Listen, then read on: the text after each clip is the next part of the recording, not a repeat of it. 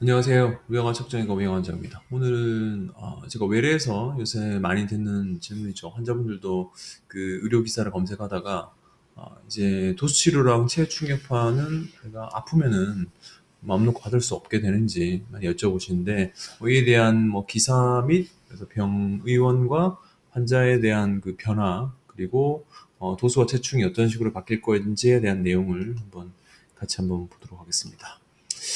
지금 도수치료 및 체외충격파 관리급여 전환 이게 이제 무슨 말이냐면 그 현재는 비급여죠. 그래서 나라에서 그 금액에 대해서 터치하거나 뭐 횟수에 대한 터치나 이런 거는 전혀 없었고 실손보험회사에서 뭐 많이 받는 환자들에 대해서 이게 더 이상은 뭐 인정이 안 되니까 그만해달라 이런 식으로 전화하는 식으로 되었었는데 이 비급여 항목을 이제 건강보험 체계 내로 편입하면서 본인 부담률은 뭐 그대로 높게 유지하고 그래서 대신 가격은 정부에서 정하기 때문에 그 저희 병원 도치료 가격이랑 옆에 병원 가격이랑 다르거든요.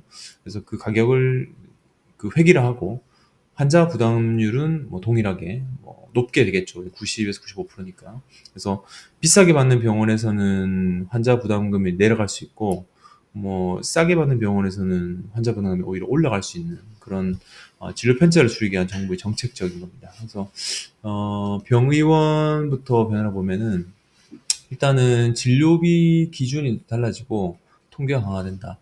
저희 병원은 그 도수 치료 비용이 산재 기준하고 가격이 좀 비슷해가지고 아마 영향이 크게 없을 것 같은데, 그래서 이 급여 기준 가격을 설정하고 횟수나 처방, 부위 등에 대해서 제한을 둘 수 있게 됩니다. 그래서 기존 병원에 저희 건너 병원에 비해서는 저희 병원과 가격이 한 두세 배 차이 나는 경우도 있긴 한데 이런 가격 편차가 통제되게 되겠죠. 그리고 더불어 이제 비급여 같은 경우는 뭐 심사 이런 걸 받지 않고 그냥 보험회사에서 이제 환자분들에게 청구하는 그런 부분이었는데 이게 그 과잉 횟수라든지 뭐 부위라든지 뭐 차트가 좀 미비하다 하면은 이거는 금액을 우리가 지불할 수 없다 이런 식으로 조정과 삭감이 되기 때문에 병의원에서는 조금 그 환자분이 많이 불편하더라도 공격적으로 치료 처방을 내릴 수 없게 되는 거죠. 더불어 이렇게 되면은 물리치료사의 업무도 당연히 줄어들게 되겠죠.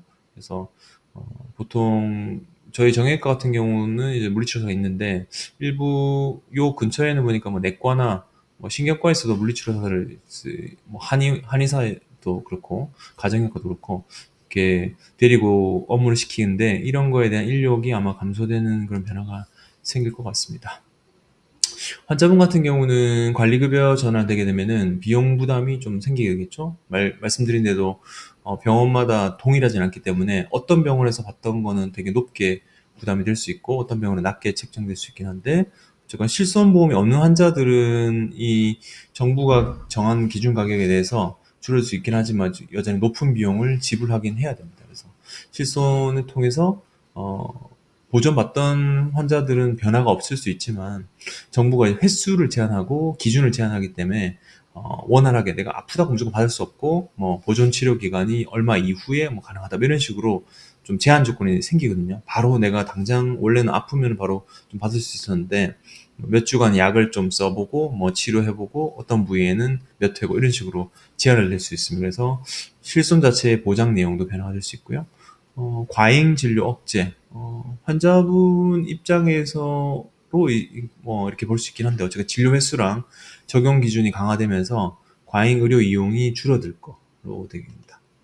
그래서 이 과잉 관리급여로 되게 되면은 전문적인 이제 비급여 행위하는 주체에 대해서는 크게 바뀌지 않을 것 같지만 건강보험으로 되게 되면 통제가 됩니다. 그래서 은행 주체로 보이는 도수치료는 이게 이제 원래 이제 정의가 돼 있는 건데 의사 지도하에 물리치료사가 할 수 있는 건데 보통 이제 정형외과, 신경외과, 재활학과 근골격계 전문의가 주로 처방하죠. 그래서 뭐 피부과라든지 뭐 신경과, 그리고 통증의학과, 그리고 뭐 내과 이런 데서는 이제 처방을 하는 게 좀 어려워지지 않을까라고 예상을 하고 있습니다. 그래서 물리치료사도 뭐 이런 과에 있는 물리치료사들은 행위 자체가 뭐 기본 물리치료 좀 제한되거나 어쨌건 실제로 도수 치료를 할 수 없게 되는 부분이죠. 그래서 이거에 대해서는 물리치료협회에서도 되게 조금 우려해가지고 성명서를 내는 걸로 알고 있습니다. 그리고 체중력파 역시 의사가 직접 하거나 지도하에 간호사하고 물리치료사 등의 의료인이 시행할 수 있는데 역시 이제 정형외과, 재활학과, 신경외과 등의 진료과, 근골격 관련 진료과에서 할 수 있습니다. 그래서 내과라든지 신경과 이런 거는 보통 이제 뇌질환이라든지 소화기 계통을 보는 과에서는 처방 자체가 이제 어려워지는 거죠. 그래서 의사의 지시를 받아 시술에 이제 보조를 시행한다.